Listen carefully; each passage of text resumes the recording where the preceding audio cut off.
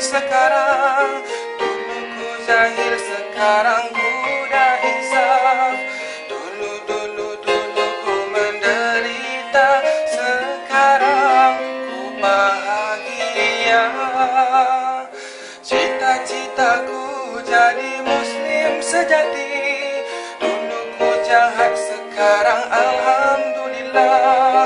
Bersyukurlah pada yang Maha Kuasa, memberi hidayah semula.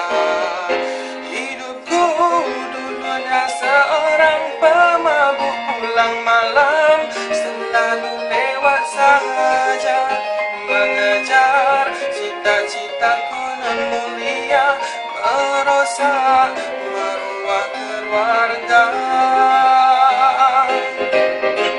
Sekolah dulu ku selalu ponteng saja, terpaksa tinggalkan dibuang sekolah.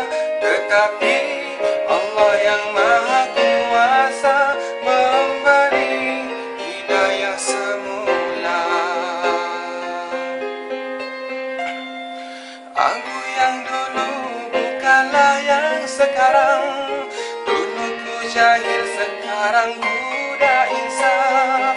Dulu ku menderita, sekarang ku bahagia. Cita-citaku jadi muslim sejati. Dulu ku jahat, sekarang alhamdulillah. Bersyukurlah